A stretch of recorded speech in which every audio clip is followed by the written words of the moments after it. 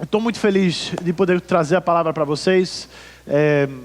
Hoje a gente vai estar entrando na Bíblia, aprendendo o que Deus ele quer falar com a gente. Então, se você ainda não tirou sua Bíblia da sua bolsa, fique à vontade, tire sua Bíblia, suas anotações, como você prefere anotar, no seu celular, papel, onde quer que seja. A gente tem alguns blocos de anotações de mensagens ali, se você deseja.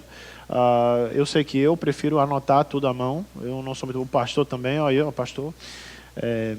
Então, se você quiser fazer isso, você pode ir lá pegar isso aí. Mas, antes de, obviamente, entrar na passagem de hoje, e você já, se você quiser, você já pode abrir ela, para quando a gente chegar para ler ela, você já está com ela pronta. É 2 Timóteo 4, e a gente vai estar tratando dos versículos 3 a 5 hoje. A gente vai estar continuando na série onde a gente está, de 2 Timóteo. A gente está quase no final, último capítulo, ok? E é uma oportunidade maravilhosa de poder estar fazendo isso aí. Mas eu não sei quantos aqui, e o exemplo que eu vou começar, não sei com quantas pessoas vai... se você vai você vai entender o meu ponto de vista, mas tem alguém aqui que gosta de correr? Alguém aqui? Beleza? Alguns doidos gostam de correr. Tem alguém aqui que odeia correr? Ok? Alguns mais sensatos. Tem alguém aqui que corre, mas odeia correr? Ok, aí você começa a ver mais mãos, né? Eu sou um desses, tá bom? E o título da minha mensagem hoje é chamado KM30, quilômetro 30. Por quê? Porque existe algo no meio de corredores, porque tá moda agora, né? Você abre as redes sociais, tá todo mundo correndo, ok? Agora pede para alguém andar até a padaria no próximo bairro, que eles ficam doidos. Não, estou cansado, mas correr 10 km corre. Ou pelo menos postar que correu, posta, né? Mas a gente tem algo chamado, no mundo dos corredores, chamado quilômetro 30. O que é o quilômetro 30? E se você mencionar isso aí para alguém que corre bastante, vai entender. Agora, não mencione isso para alguém que não corre 30 quilômetros, que eles não vão saber. Eu tive que pesquisar sobre isso. Mas o quilômetro 30 numa maratona, se você não sabe. Uma maratona, alguém sabe, tem quantos quilômetros? 42, tá bom, gente? Que tem alguns tanques de gasolina que não vão nem 42 quilômetros, tá bom? Mas as pessoas correm 42 quilômetros sem parar, tá bom? Em menos de 4 horas. Esse é o objetivo praticamente. Existe algo chamado, na maratona, que é chamado quilômetro 30, que é o pior momento da maratona. Esse é o pior momento da maratona. Natan, o quilômetro 41 não é o pior quilômetro, não. É interessante isso, né? Os últimos quilômetros não são os piores. O pior quilômetro que o pessoal considera é o quilômetro 30. Por quê? Porque eles dizem que no quilômetro 30 é quando começa a chegar as coisas na sua cabeça. Você já passou do meio termo, mas começa a chegar dúvidas se você deve ou não continuar aquela doideira que você disse que ia fazer e você gastou meses treinando. Na verdade, normalmente o seu treinamento, você nem pensa nessas coisas. Pelo menos é o que os corredores eles fazem. Agora, isso é algo que acontece em meio a corredores que correm de verdade, tá? A gente não está falando sobre pessoas que não têm a tendência de correr. Mas esse é o momento onde a adrenalina ela tende a baixar, ela para. Então você não é mais movido pela dopamina, pela adrenalina, pela motivação. Você está fazendo aquela corrida simplesmente porque você disse que iria fazer e acabou. E isso é o que é chamado de quilômetro 30. E esse é o quilômetro onde os corredores experientes dizem que a maior porcentagem de desistência de corredores de verdade. De verdade, tá? A maior quantidade de gente que desiste numa maratona, que corre mesmo, é em que quilômetro? 30.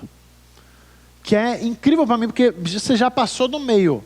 Agora, não é porque a pessoa ela não sabia no que ela estava se metendo. Ela acordou do nada e, eita, vou correr uma maratona. Não, ela está treinando para isso faz um tempo. Ela está fazendo parte disso aí. Mas, por algum motivo, nesse momento é quando começa a surgir os pensamentos feitos. Eita, talvez isso aqui não seja para mim. Foi doideira eu ter tentado fazer isso. Oh, meu Deus do céu, por que eu fiz isso? Talvez eu tenha exagerado. Talvez eu deva... Era melhor talvez eu parar. Eu já corri o suficiente. Eu aposto que essa é uma famosa, né? Eu nunca corri 30 km, mas eu aposto que essa daí é famosa. Porque a pessoa chega no 30, Gente, você correu 30 quilômetros. Você chegar para mim e dizer que você correu 30 quilômetros, para mim não é um fracasso. Mas se você está com o alvo de correr 42, você não correu 42. E tem aquela coisa, o percurso ele não mudou, o objetivo ele não mudou, a linha de chegada mudou, sim ou não? Sim ou não, igreja? Não mudou. Mas o desânimo é o problema aí. A gente está em 2 Timóteo 4. E enquanto eu estou estudando 2 Timóteo 4, eu percebo para mim que Paulo escrevendo aqui para Timóteo, esse é o quilômetro 30 de Timóteo. Esse é o momento onde Timóteo, já é a segunda carta. Timóteo já está bem mais experiente. Ele está na corrida, mas ele está numa dificuldade. Então abre aí para mim, 2 Timóteo 4, versículos 4 e 5. Versículos 3 a 5. E a gente vai ler esses 3 versículos, porque eu quero que você tenha uma ideia geral, antes a gente obviamente entrar nos versículos. E se você talvez não está com a sua Bíblia, a gente tem aqui para você poder acompanhar também, mas eu prefiro que você abra aí. Vamos lá, se você abriu, diga amém. Amém. Se não abriu, diga misericórdia. Primeira vez que eu não tenho misericórdia, glória a Deus. Vamos lá, 2 Timóteo, capítulo 4, versículos 3, a gente vai até o 5, tá bom? Acompanha comigo, eu estou lendo na versão NVI. Ele fala o seguinte, ele fala: pois virá o tempo em que não suportarão a sã doutrina. Pelo contrário, sentindo coceira nos ouvidos, segundo os próprios desejos, juntarão mestres para si mesmos. Eles se recusarão a dar ouvidos à verdade, voltando-se para os mitos. Você, porém, versículo 5, você, porém, seja sóbrio em tudo, suporte os sofrimentos, faça a obra de um evangelista, cumpra plenamente o seu ministério. Verdade rejeitada, ok? Outros mestres estão sendo escolhidos. Em outras palavras, aqui a gente está chegando, na vida de Timóteo, cansaço real. Tá? Uma dificuldade grande em relação ao que Paulo está tentando fazer, encorajar ele aí. E a tentação, e eu quero que você pegue isso hoje, a tentação é redefinir o chamado por causa da reação das pessoas. A tentação, quando você está por volta de outros cristãos, a tentação, em algum momento ela vai surgir, que é o quê? Você redefinir o chamado. E eu me lembro quando a gente começou a série de 2 Timóteo, no capítulo 1, fala sobre o chamado, que o apóstolo Paulo, se você está acompanhando essa série com a gente, ele vai falar o quê? Sobre manter viva a chama do chamado que Deus ele colocou ali no coração de Timóteo. E aqui a ideia que Paulo está tentando trazer é que você não deve redefinir esse chamado só por causa do que está acontecendo. Eu não sei se você está fazendo igual eu, mas eu estou acompanhando a série de mensagens que a gente está fazendo em 2 Timóteo com as minhas devocionais. Tem sido maravilhoso. Se você não está fazendo isso, eu sugiro você fazer isso aí. Toda vez que está fazendo uma série num livro, pegue e faça suas devocionais naquele livro. Meu Pai do céu, vai ser maravilhoso para você. E eu estou recebendo muita coisa maravilhosa. E é engraçado porque tem alguns personagens bíblicos que eu admiro demais. Eu compartilho isso nos meus discipulados. Eu admiro muito Josué, Daniel, Paulo é um grande. Esses 3 são os meus grandes que eu tendo a admirar e usar como exemplo. Agora, enquanto eu estou fazendo o meu estudo em 2 Timóteo, eu percebo que, embora eu admiro Josué, Daniel e Paulo, eu me identifico mais com Timóteo. Eu me identifico com ele. Toda vez que eu abro essa carta, toda vez que eu estou lendo agora, é como se a carta de Paulo para Timóteo, a segunda especialmente, é como se eu estivesse recebendo instrução direta para Natan. É como se ele estivesse falando literalmente para mim. E eu confesso que durante essa série, eu tenho recebido algo que eu não sabia que eu precisava. Eu nem sempre tenho a oportunidade de sentar aqui nessas cadeiras para poder ouvir a mensagem, que eu estou com jovens, mas durante a semana eu sempre assisto no YouTube as mensagens, que é uma oportunidade de você também fazer isso aí, não perca as mensagens, ok?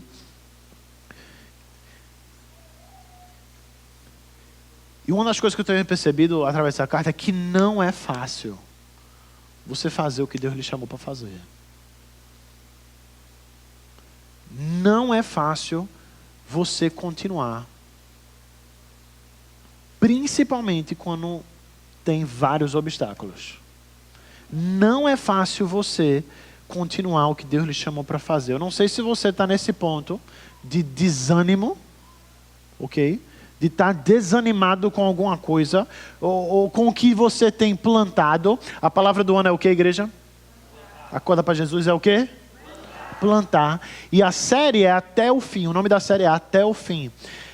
E eu gosto muito, tem um versículo em Gálatas 6:9, que exemplifica isso muito bem. Que ele vai falar em relação a, no tempo próprio, você vai colher, se você não o quê? Alguém sabe, tem crente aqui, né? Se você não o quê? Desanimar, cansar. Ficar desanimado. Eu amei isso aí. Por quê? Porque ele pega ele pega a palavra plantar e essa série Até o Fim e bota muito bem, que é o quê? Se você deseja plantar também, você precisa não se desanimar. E a gente precisa, se a gente quer colher o que a gente está plantando, a gente precisa suportar a corrida que é a maratona da vida cristã. E a realidade é que o chamado de Deus para mim e o chamado de Deus para você, ele é uma maratona. Ele não é uma corrida de 100 metros. De vez em quando a gente queria que fosse, mas não é uma corrida de 100 metros. E o que Paulo está tentando falar para Timóteo, e consequentemente para eu e para você, é que a infidelidade do público não redefine a fidelidade do chamado. Se você puder levar alguma coisa para casa hoje, eu quero que você leve isso aí. Se você quiser anotar alguma coisa nas suas anotações hoje, anote isso aí. A infidelidade do público, das pessoas, no meio cristão, na congregação, não define a fidelidade do chamado que Deus fez para você.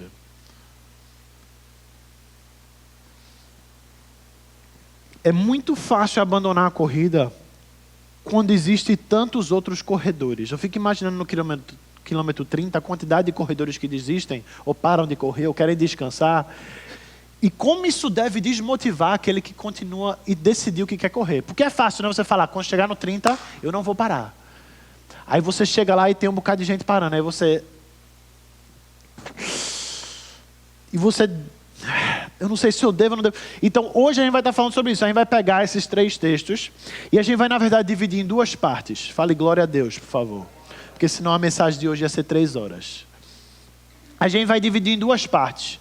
Porque Paulo, ele descreve aqui como é que a infidelidade do público, ela tende a desanimar, mas como você não pode, o seu chamado pelo menos não pode ser definido por isso aí. Então a gente vai dividir isso em 2 partes. Esse domingo a gente vai fazer parte 1, próximo domingo, amém, a gente vai fazer parte 2. Mas hoje eu queria já entrar na primeira parte, onde a gente vai responder a primeira pergunta que eu pelo menos tive, quando eu estava estudando esse versículo, que Paulo ele responde para a gente.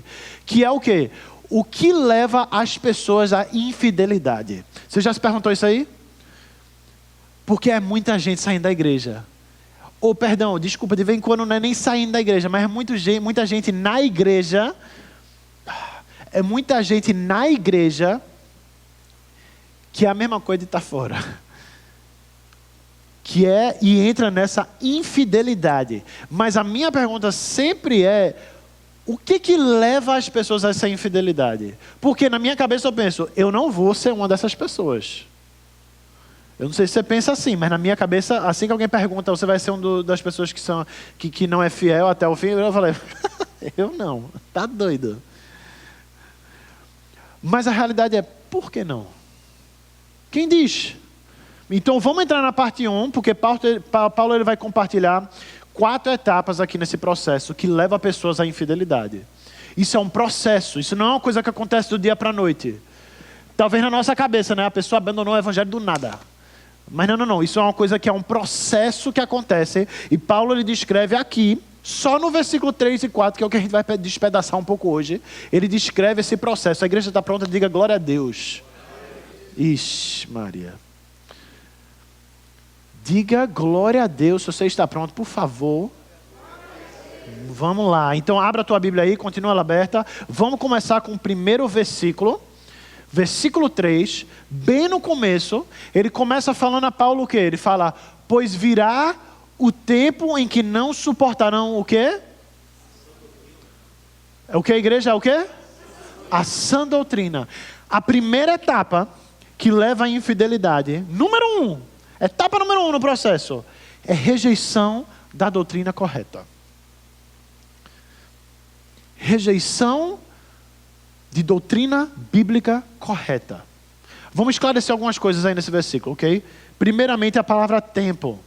A palavra tempo, ela significa kairos. Essa é a palavra no grego. E o significado dele, ele é estação ou circunstância. Ele não é tempo cronológico. Então Paulo não está querendo falar aqui para Timóteo, vai ter um tempo específico lá no futuro, dia 24 de junho de 2026, quando o Brasil estiver jogando na Copa e São João no mesmo dia, que já não vai dar certo isso aí. Vocês sabem, né? Vocês sabem, né? Que isso não vai dar certo. Como é que eu vou soltar fogos e assistir Brasil ao mesmo tempo? Não dá. Mas você pega isso. Nesse dia é quando eles rejeitarão a sã doutrina. Não é o que Paulo está falando aqui para Timóteo. Ele está falando que vai existir estações, vai existir momentos, circunstâncias onde não suportarão a sã doutrina. Por isso que a gente vê isso claramente, que Timóteo ele já estava vivenciando já um tempo desse. É por isso que Paulo está falando com ele. Vocês estão comigo? Então essa palavra tempo aí é isso que ela significa, tá bom? Ela significa estação, momento, uma circunstância. E Paulo está falando que vão ter momentos, vai acontecer isso, não tem jeito de fugir, vai acontecer. A sua igreja, a IBG, vai acontecer. Ou está acontecendo com alguém aqui. Vai ter momentos onde isso vai acontecer. Agora, quanto à sã doutrina, né? Vamos ver o que isso significa. Abre em 1 Timóteo, só um livro para trás, 1 Timóteo 1. Ok? Versículos 10 a 12, pode abrir aí, é só alguns versículos para trás. Um livro antes. Nunca lhe dei um versículo tão fácil. Você está em 2 Timóteo, você vai para onde? Você vai para? Menino, você é muito esperto, meu pastor. 1 Timóteo 1, ele vai falar, versículos 10 a 12. Acompanha comigo, ele fala: para os que praticam imoralidade sexual e os homossexuais, para os sequestradores, para os mentirosos e os que juram falsamente,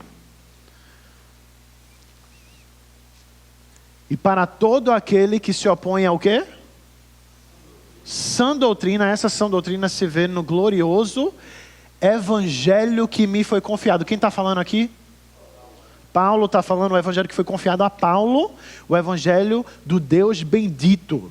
Dou graças a Cristo Jesus, nosso Senhor, que me deu forças e me considerou fiel, designando-me para o quê?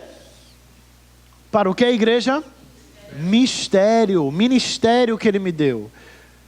Agora preste atenção, o ministério que Ele me deu, esse evangelho que me foi confiado, é Paulo falando, tanto em 1 Timóteo quanto em 2 Timóteo. Ele está dando aqui algo claro em relação à sã doutrina.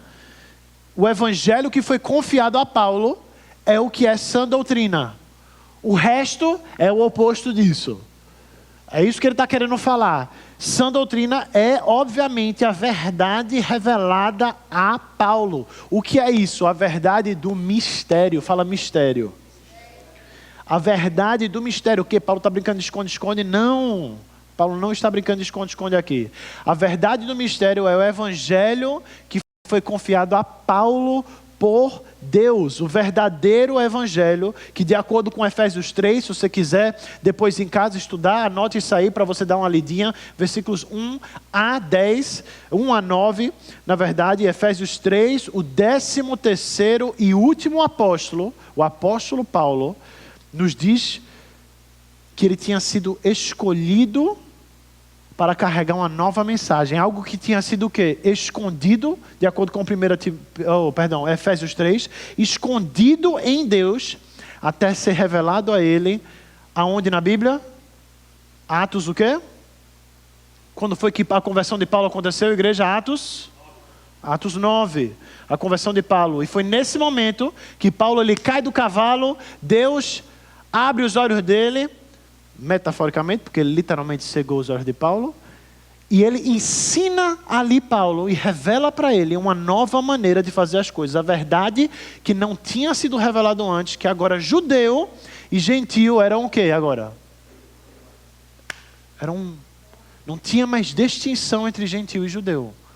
Eles agora fariam parte do mesmo corpo, chamado o quê? Onde a gente vê nas cartas de Paulo? Corpo de Cristo. A gente vê isso em mais alguma carta?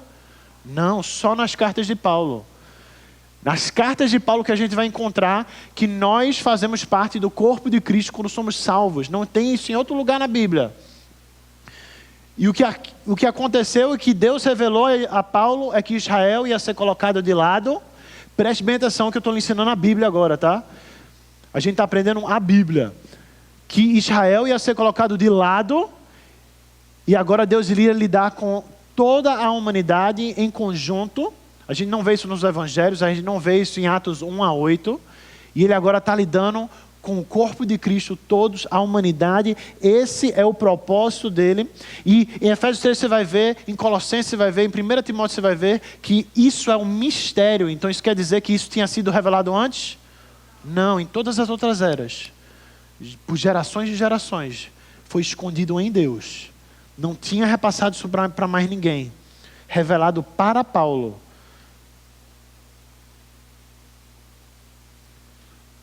Por quê? Por que essa é a sã doutrina? Porque como Pedro fala, para que eu e você não seja levado por todo o vento de doutrina.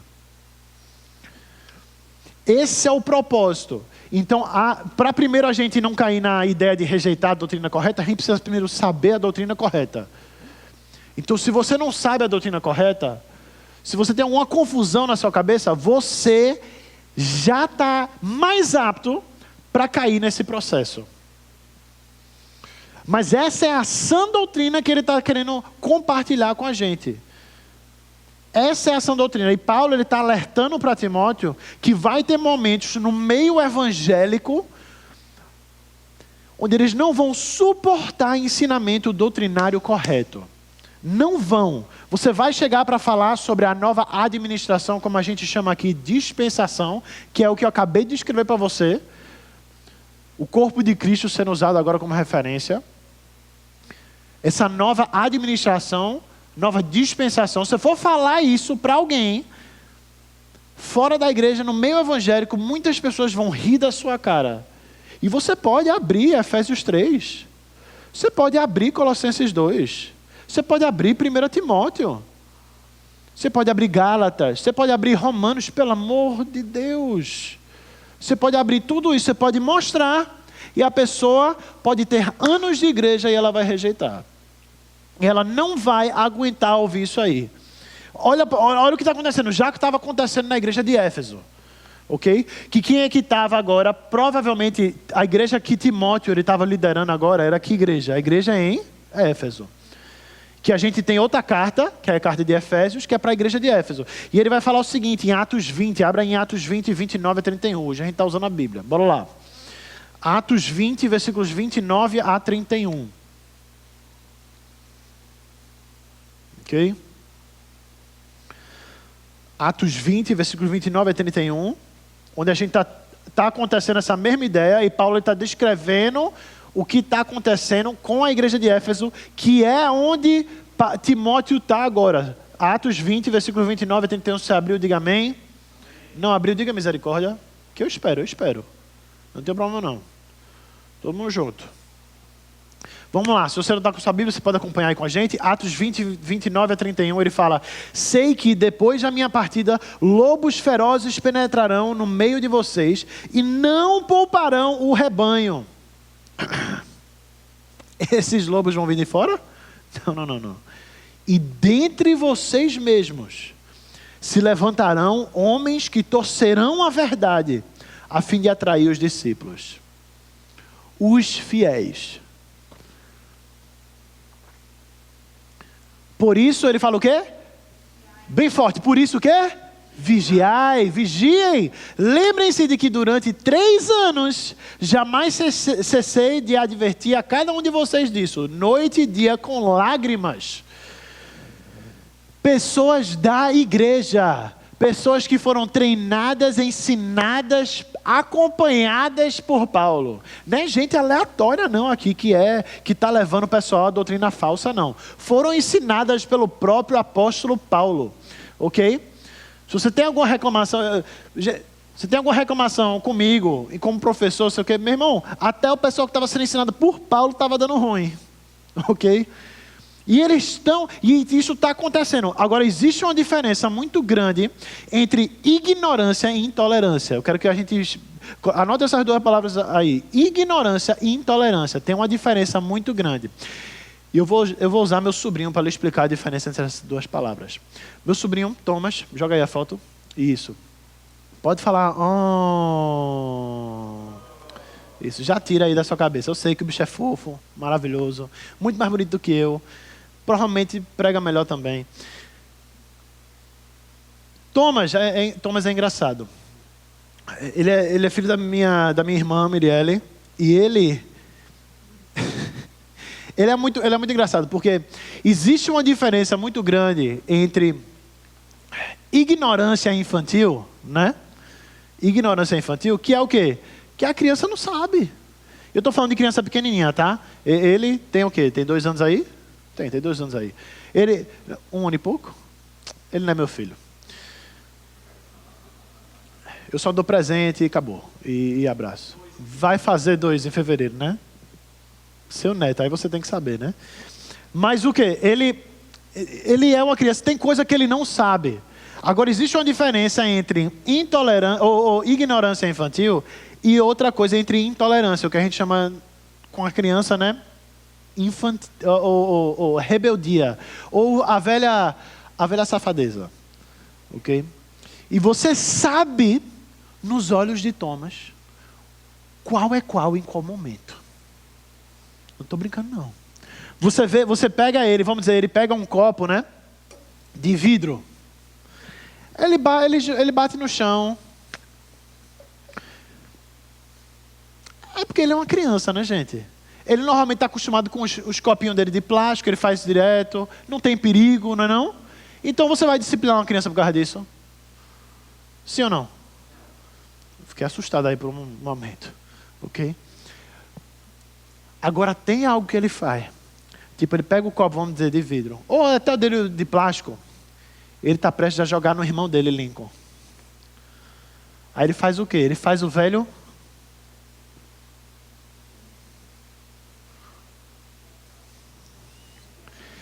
Ele olha, escaneia. Isso aí é ignorância infantil. Isso é safadeza, ok? Ou ele faz essa daqui, ó. E você já teve criança pequena, você sabe, né, como é. Olha nos seus olhos e ela faz o quê? Sorri. Ela sorri assim, ela joga no jogo. E você, não jogue. E ela tá... Joga no jogo, você não joga. E ela joga, ok? Isso aí é o quê? Aí é a hora de você disciplinar o seu filho, obviamente, né? Ir lá brigar com ele, dar uma tapinha na bunda, tudo mais, tirar o copo dele, dizer que ele não pode. Mas existe uma diferença muito grande entre ignorância e intolerância. Aqui a gente vê que não é ignorância do povo que Paulo está descrevendo, é safadeza. É safadeza aqui. Esse é o problema que o povo estava tendo aqui. Eles entendiam, ok? Ouviam, pode tirar a foto se quiser, e não o quê? Não suportavam. Estava tudo certo, não suportavam. Eles entendiam o que ele estava falando, foram treinados por ele, mas eles não suportavam o que ele estava dizendo. A sã doutrina ela é vista como algo pesada, ok? Incômoda, confrontadora, de uma forma negativa, tá? Na vida das pessoas. Então, a verdade do mistério não encaixa na caixinha daquelas pessoas. Ou não encaixa nas caixinhas das tradições daquelas pessoas. Principalmente se a pessoa ela é de igreja faz muito tempo.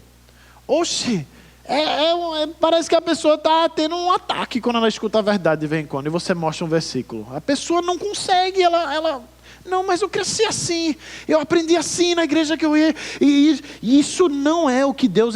A doutrina, sã doutrina, significa doutrina saudável, doutrina correta. E saúde exige correção desconfortável. A gente falou semana passada sobre semana retrasada sobre o que é correção. E correção é desconfortável. A verdade do mistério é desconfortável. Se você está esperando a pessoa estar confortável para você começar a compartilhar, vai dar ruim. A verdade do mistério, a dispensação da graça, essa verdade que a gente aprende, a gente ensina aqui na igreja, que as cartas de Paulo ensinam para a gente, sobre a diferença entre o corpo de Cristo e Israel, é desconfortável porque confronta. Cara, isso não importa, tá? Isso é depois de anos na igreja. Ainda exige você ver se você está certo ou não. Isso não se trata de quanto tempo você está na igreja. Isso trata da sua fidelidade à palavra. A sã doutrina. Eu fui para os Estados Unidos ano passado, né? E eu fiquei um pouco desmotivado, cara. Não vou mentir, não. Eu fui visitar nossas igrejas lá. Igrejas da Graça.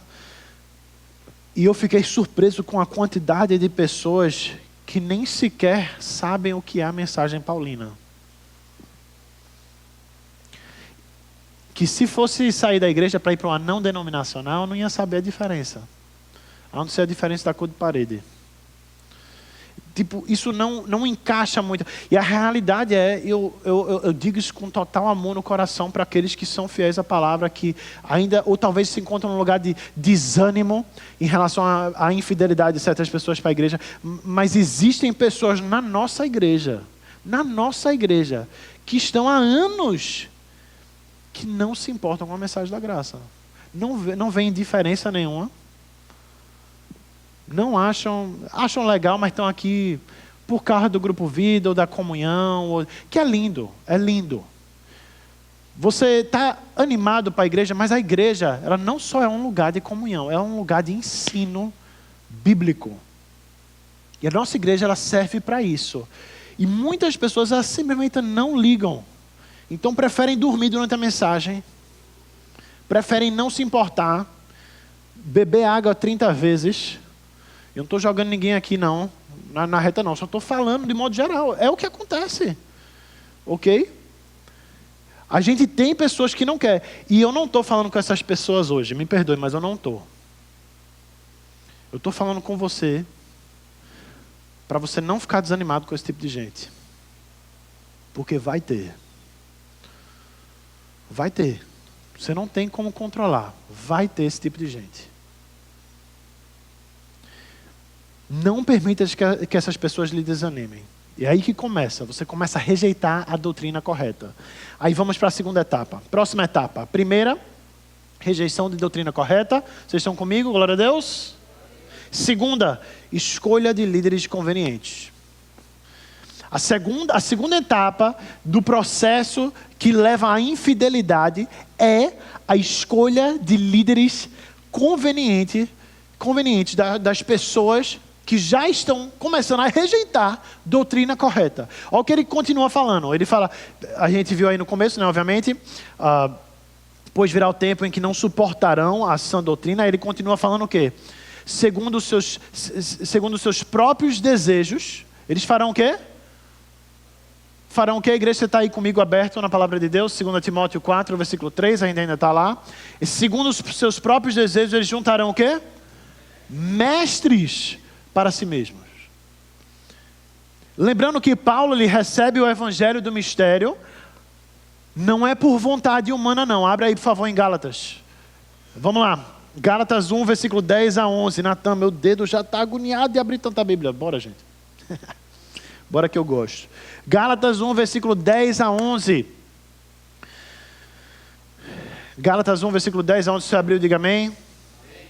Tem ali atrás também, se você precisar. Mas ele fala o seguinte, ele fala, acaso, isso é, quem escreveu essa carta? Paulo escreveu essa carta, ele fala, acaso busco eu agora a aprovação dos homens ou a de Deus? Ou estou tentando agradar os homens? Se eu ainda estivesse procurando agradar os homens, não seria servo de Cristo. Eu seria o quê? Servo de homens. Irmãos, quero que saibam que o evangelho por mim anunciado, revelado por Deus, não é de o quê?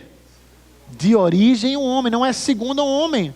Como a gente vê em Atos 9, Paulo é divinamente salvo e comissionado Por que ele é o 13º apóstolo? Porque apóstolo precisa ter um encontro pessoal, físico com Cristo. Por isso que Cristo teve que aparecer para Paulo. É por isso que ele estava assim, mais um ensinamento aí para você hoje. Só porque o cara se chama de apóstolo hoje não quer dizer que ele é. Na verdade, quer dizer que ele não é. Não de acordo com os princípios bíblicos do que é um apóstolo. Que tinha que ser chamado pessoalmente por Jesus, tinha que ser treinado pessoalmente por Jesus, tinha que ser enviado pessoalmente por Jesus. Que Paulo ele encaixa nesse critério. Mas é isso que acontece. E não somente isso, ele foi divinamente salvo, treinado e comissionado. Não somente isso, que você vai ver em Atos 9, versículos 14 a 18. Ele também é revelado a ele pelo próprio Jesus Cristo, como a gente falou. Gálatas 1, 11 a 10, mas vamos para o 12. Lê o 12 aí. Ele fala, não recebi de pessoa alguma, nem me foi ele ensinado. Pelo contrário, eu o quê? Recebi de Jesus Cristo por revelação. Por isso que os outros 12 discípulos aceitaram o ensinamento de Paulo. Pedro vai até mencionar na carta dele, Tiago também, que o quê? Que Paulo tinha sido revelado algo novo por Deus. Mas em vez de seguir a isso, e seguir um homem que recebe revelação bíblica por Deus, ok? Muitos decidem seguir os seus próprios desejos. Decidem, pelos seus próprios desejos, determinar quem eles vão seguir. Os mestres que eles vão seguir. Aí a pessoa ela começa a escolher a igreja, escolher o pregador, de acordo com seus gostos e sentimentos. Eu vou para essa igreja, eu vou para esse pastor. Esse domingo eu estou meio assim, então vou para essa. Ou nem vou. Esse pastor faz eu me sentir bem, ou falou o que eu já sabia, ou falou o que eu queria ouvir, então eu vou escolher esse pastor para me liderar. Essa igreja, ela faz a tradição que eu gosto, ela batizou batizou nas águas do jeito que eu cresci, me fez sentir confortável. Essa igreja, eu amo essa daí, essa igreja me fez sentir em casa.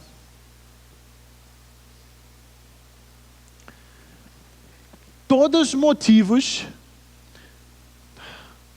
errados por escolha de mestres, escolhas de líderes, escolhas de professores. Então a gente escolhe conteúdo nas redes sociais para seguir o conteúdo que a gente escolhe seguir, né? Que todo mundo hoje segue alguma coisa no Instagram, no Facebook, escolhe para seguir, que faz faz você se sentir incrível, inspirado. É isso que você começa a seguir. Você tem amigos que apoiam as suas ideias viajadas. Apoiam sua rebeldia da igreja. É só uma fase, relaxa. Essas são as amizades. Você está tendo problema com o seu cônjuge, suas amizades, ali apontam para a Bíblia, não. Porque você tem amigos assim, na hora de ouvir a palavra, você assiste vídeo de Augusto Nicodemos, escuta o louvor de Hillsong e lê o livro de um autor que você nem conhece. Uma gororoba teológica é o que a gente tem. Porque não faz diferença. Para muitas pessoas não fazem diferença se elas vão ouvir esse sermão de um calvinista, essa mensagem de um arminiano, portanto que eu seja batizado por um batista, e portanto que o louvor seja bom, feito um anão denominacional, e portanto que o livro faça eu me sentir bem, e portanto que ele me explique a Bíblia de uma forma que eu goste de ouvir. Então a gente entra nesse redemoinho, onde as pessoas elas não sabem o que é, e as pessoas elas não querem um mestre fiel. Elas querem vários mestres convenientes. É o que as pessoas querem. Então as pessoas estão mais interessadas em escolher a igreja por cor de parede do que pela palavra. Essa é a verdade que Paulo está tentando falar. Que a verdade determinada por Deus, ela vai versus a verdade determinada pelos próprios desejos. Só para concluir essa etapa. Essa segunda etapa de escolher mestres convenientes. Eu não quero mais nem falar nada. Abre aí, por favor, em Tito. Outra carta escrita por quem? Muito obrigado. Tito, capítulo 1. A gente vai começar no versículo 9, a gente vai pular um pouquinho. Mas Tito, capítulo 1. Paulo ele vai meio que resumir perfeitamente aqui essa segunda etapa para a gente de escolher mestres convenientes. Tá bom? E líderes convenientes. Tito 1, versículo 9. Todo mundo está comigo? Diga amém. Vamos lá. Ele fala o seguinte, ele fala, e apegue-se... Só um minutinho que é longo, eu preciso dar uma bebida aqui. Vamos lá. E apegue-se firmemente à mensagem fiel. Já começou bem, Paulo. Da maneira como foi ensinada, para que seja capaz de encorajar outros pela o quê? Sã doutrina. E de refutar os que se opõem a ela. Refutar os que se opõem a ela. Pois há muitos insubordinados que não passam de faladores e enganadores. Especialmente os do grupo da circuncisão, que é o quê? Os religiosos e os legalistas, ok? Hoje talvez não sejam os judeus circuncisão, mas hoje isso aí se aplica para a gente no sentido de ser os religiosos, os legalistas. Tem que fazer assim, o culto tem que ser assim, o ensino tem que ser assim, o batismo tem que ser assim, a ceia tem que ser assim, porque sempre foi assim. É necessário que eles sejam silenciados. Sejam silenciados, versículo 11, se não me engano. Pois estão arruinando famílias inteiras, ensinando coisas que não devem, e tudo por ganância. Aí ele vai pular lá para o versículo 13. Pula para o versículo 13 comigo. Ele fala, tal testemunho é verdadeiro, portanto, repreenda-os severamente, para que sejam o quê? Sadios na fé, através da sã doutrina, e não deem atenção a lendas judaicas, religiosas, nem a mandamentos de homens que rejeitam a verdade. A verdade, ele está falando que verdade? Quando Paulo está falando verdade, está falando da verdade que foi revelada a ele. A verdade do mistério. Dessa nova dispensação. Ok? Aí pula agora para o versículo 16, onde a gente vai terminar. Eles afirmam que conhecem a Deus, mas por seus atos o negam. São detestáveis. Calma, Paulo. Maria. São detestáveis, desobedientes e desqualificados para qualquer boa obra. Que repreensão, meu Deus do céu. E o que Paulo está querendo falar aqui é que apegue-se firmemente ao quê? A mensagem o quê? Fiel. Acabou esse negócio de ter preguiça de estudar a Bíblia, ou de ter vergonha de falar a verdade, que a maioria das igrejas não acreditam. Acabou. Porque eu não quero ser essa pessoa que é desqualificada de fazer boas obras. Eu não quero ser essa pessoa que arruína famílias inteiras. Só porque eu não estou estudando a Bíblia corretamente, eu não quero escutar o líder que Deus colocou na minha vida. Ou ler biblicamente as cartas de Paulo. Eu não quero ser, depois que você rejeita a doutrina correta, próximo passo é você começar a buscar mestres convenientes para você. Próximo passo. Próximo passo. Que leva a gente à terceira etapa. No processo de alguém chegar em infidelidade. A terceira etapa é desvio da verdade.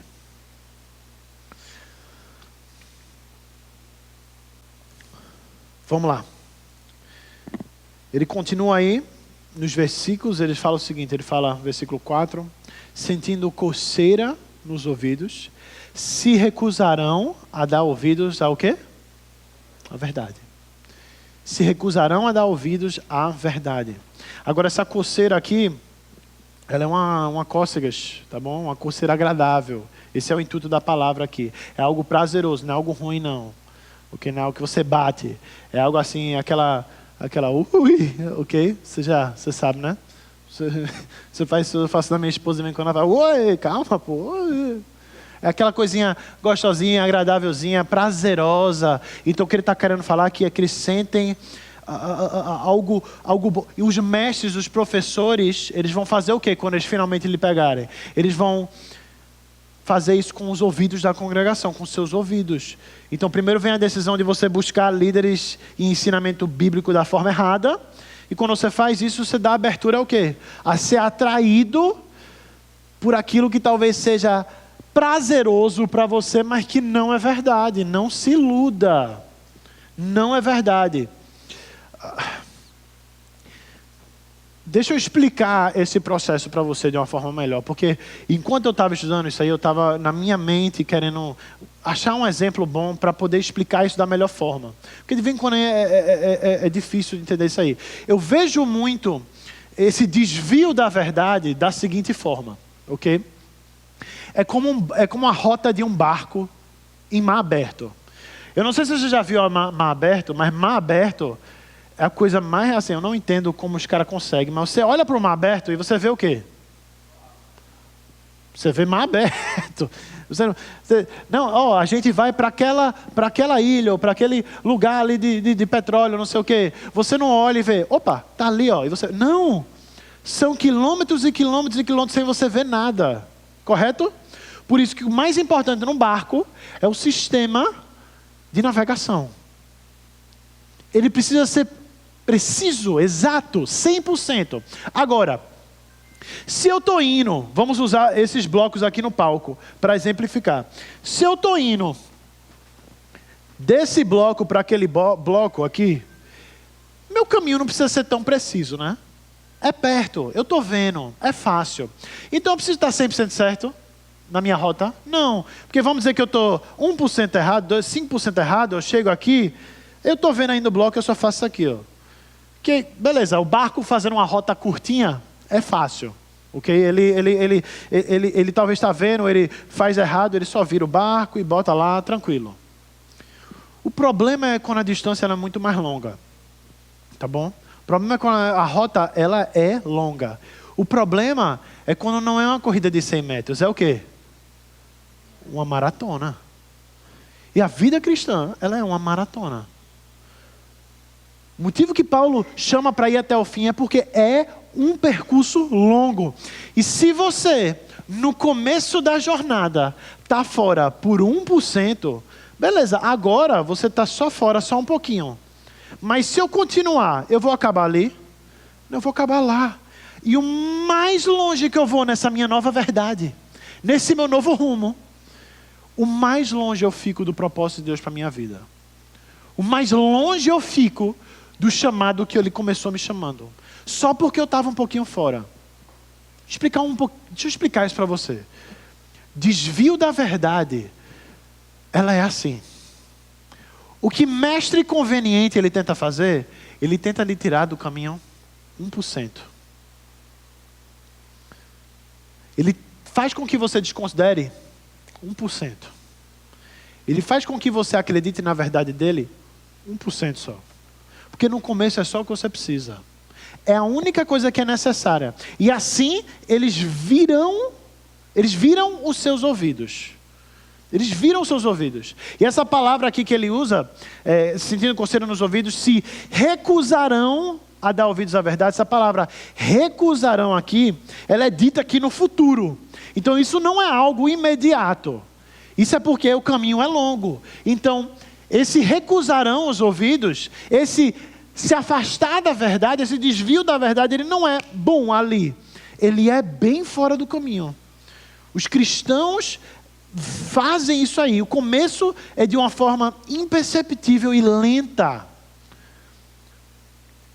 O cristão ele vai errando em exercitar seu senso bíblico medido pela verdade do mistério de pouco em pouco. Eu vou ler isso mais uma vez para você.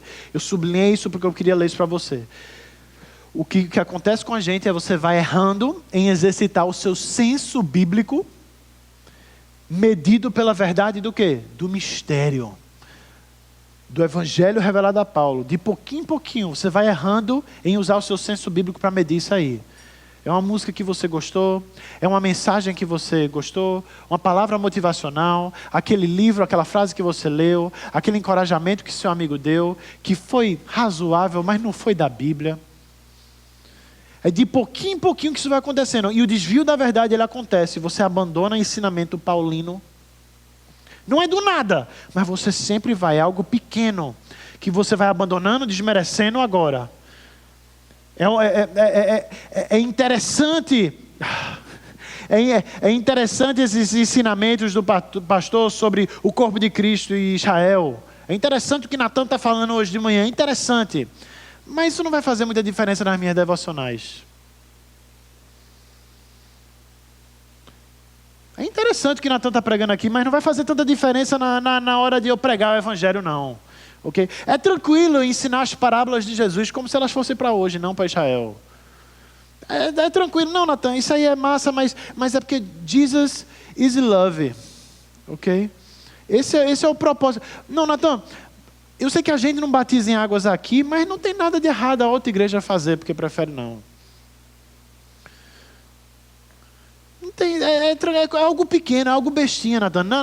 É besteira agora. Eu não estou em posição de ensino agora, eu não sou nem pai. Foi só uma música teologicamente errada que eu postei nos stories, e foi só porque eu estava me sentindo... Já passa. Numa rota curta, isso aí é tranquilo.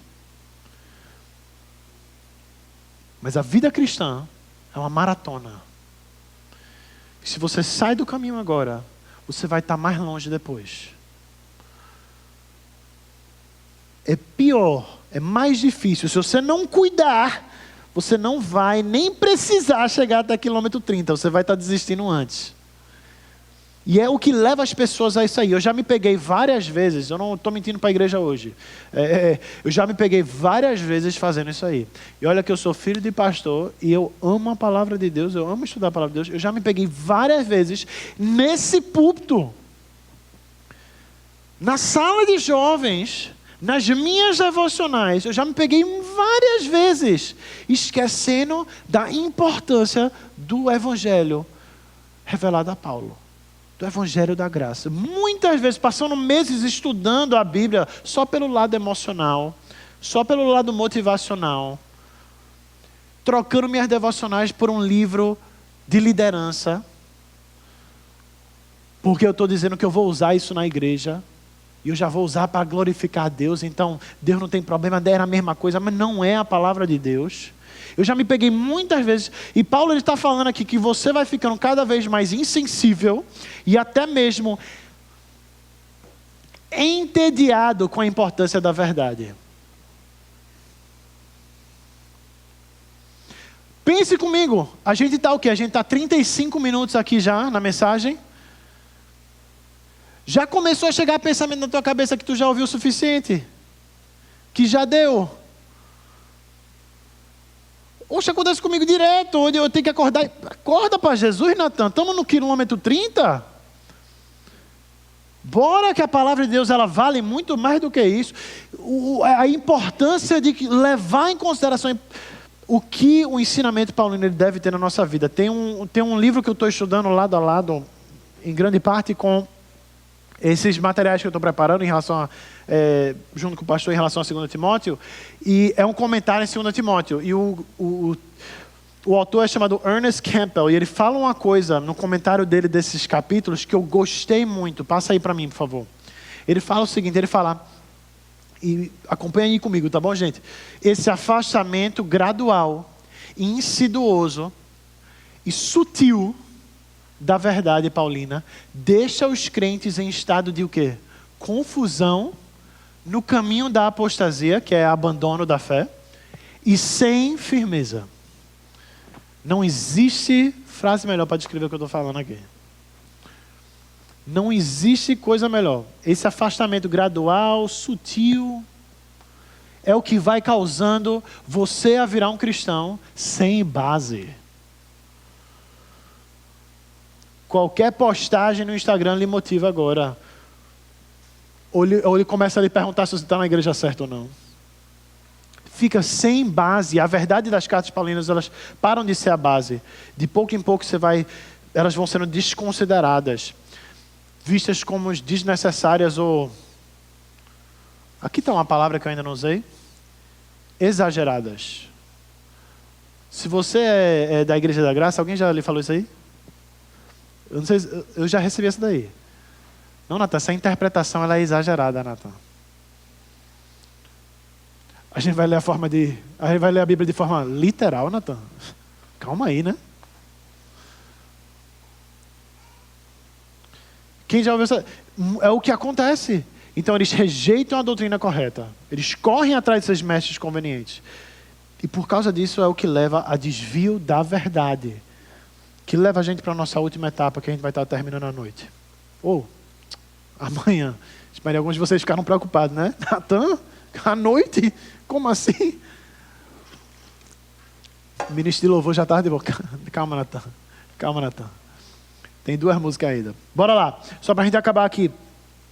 A 4ª etapa, tá bom? A gente viu aí, rejeição de doutrina correta, ir atrás de mestres convenientes, desvio da verdade, e o final que encerra para a gente é a adoção de narrativas erradas.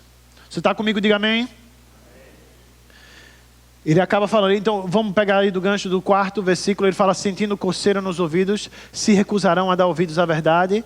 E ele acaba falando o quê? Voltando-se para os... Para o que, igreja? Para o que, igreja? Isso, não deixa o seu irmão do seu lado que não quer falar, está dormindo já, lhe desencorajar. Ok? Voltando-se para os mitos. Isso é o que? Ele descreve aí no final. Consequência natural por se afastar ou desconsiderar a verdade do mistério, como ele está falando. Agora, esse voltando-se para os mitos, esse voltando, ele fala de virar ou deslizar. Na verdade, antigamente, essa era a palavra que eles usavam para algo médico que acontece, tá bom? Que é o quê? Que é quando o osso ele sai do lugar, né? Ou com a palavra que a gente usa hoje é deslocar, correto? Alguém aqui já deslocou algum osso? É horrível, é péssimo, ok? Mas essa é a palavra que eles usam. Esse voltando para os mitos é se deslocando para os mitos. Que quer dizer que é fora do lugar. Eu tenho um amigo chamado Vitor, joga aí a foto. Esse é o meu amigo Vitor, um grande amigo meu, ok?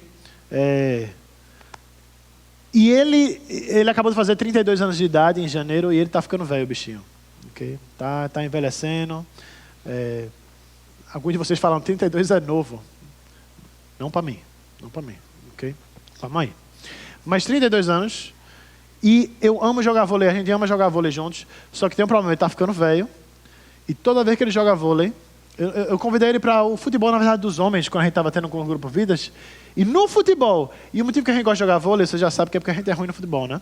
E todo mundo sempre faz isso, e vai para outro esporte. Que também é ruim no outro esporte, mas pelo menos não é futebol. E ele, correndo atrás da bola, tentando bater a bola e tudo mais, desloca o ombro dele. Toda vez que a gente joga, isso acontece. Por isso que eu digo que o bicho está ficando velho. Desloca e sai do lugar. Agora, para mim, para você e para todos os homens que estavam lá, aquilo ali era nojento. É errado.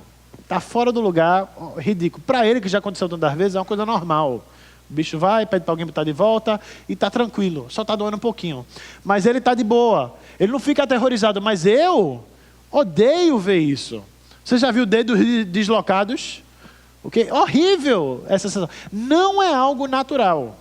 Não é algo certo, é algo deslocado, fora do normal, essa é a ideia. E o engraçado é porque, com meu amigo Vitor, isso virou algo normal para ele. Mas todo mundo que está ao redor não vê dessa forma, mas é porque ele está acostumado. Ele se acostumou com algo que não era para ser. E a normalização de narrativas erradas, de ideias erradas, ideologias erradas, a normalização disso aí, é a próxima etapa natural, quando você perde visão do que é verdade. E a última etapa foi o quê? Desvio da... Igreja, estamos comigo? A terceira etapa foi o quê? Desvio da verdade. E depois disso, o próximo processo natural, pode tirar essa foto, por favor? É o quê? É desvio da verdade. E existe essa adoção agora de narrativas erradas, porque você se acostumou com o que não era correto. E eu gosto muito que ele usa essa palavra, bota aí no versículo, ele usa essa palavra, voltando-se para o que? Os mitos. Eu gosto muito dessa palavra que ele usa, bota aí no slide para mostrar aí para eles o que significa essa palavra mitos. Essa palavra mitos é mitoi, né? Mas ela fala de fábulas, contos ou frutos da imaginação. Olha que doideira. É algo completamente realista. Tem nada a ver com a verdade.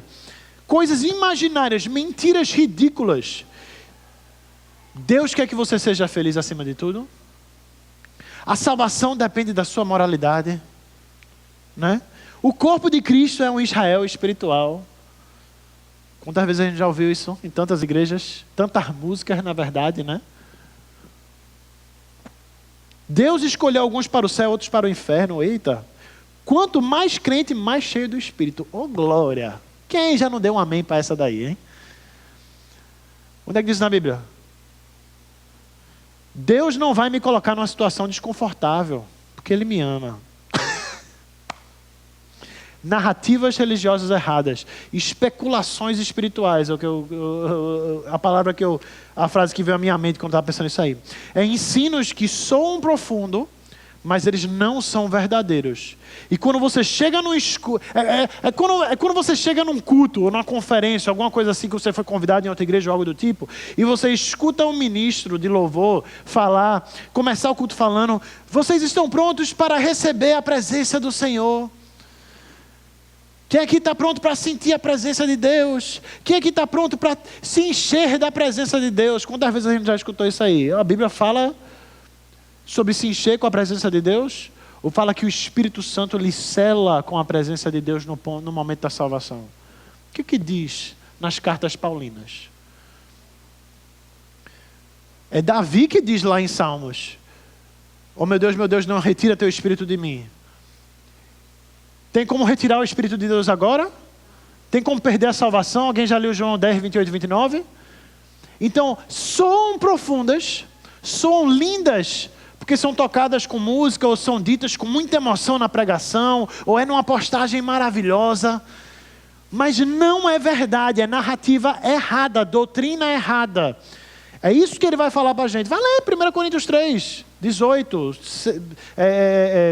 ou 16. Me perdoe, 1 Coríntios 3, 16, provavelmente. Em outras cartas, Paulo ele vai falar, 1 Timóteo e Tito, ele fala, Paulo ele associa essa palavra mitóia, ele usa essa mesma palavra para exemplificar tradição humana, distorção doutrinária, ensinos que agradam, mas não transformam. Fala comigo, agrada, mas não transforma.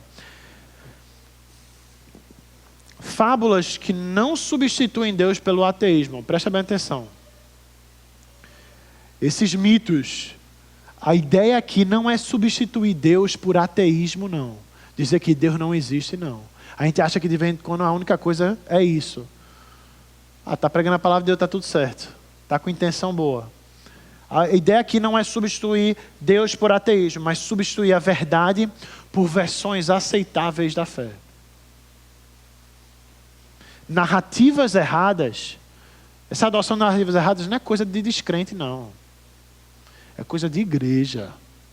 Essa é a ideia. E pessoas, a pessoa ela vai desconsiderando a sã doutrina, e ela agora começa a acreditar em mitos. Olha onde a gente começou. A gente começou aonde? A primeira etapa é qual, igreja? Desconsiderar o quê?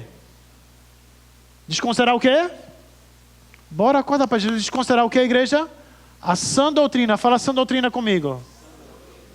Desconsiderar a sã doutrina. A primeira coisa foi só desconsiderar um pouquinho. E agora a gente está em o quê? Em aceitar mitos, mentiras, coisas imaginárias. Isso é o que leva, esse é o processo daqueles que não levam a sério o estudo correto da palavra de Deus. E é por isso que Paulo gasta tanto tempo falando para Timóteo, como a gente viu em 2 Timóteo 3, 16 e 17, sobre levar a sério o estudo da palavra. E é por isso que Paulo gasta tanto tempo falando sobre isso. Mas independente de quantos deixam a doutrina do mistério, a infidelidade do público não redefine a fidelidade do chamado. Amém? A infidelidade do público não redefine a fidelidade do chamado. Então eu queria terminar dessa forma. Ok?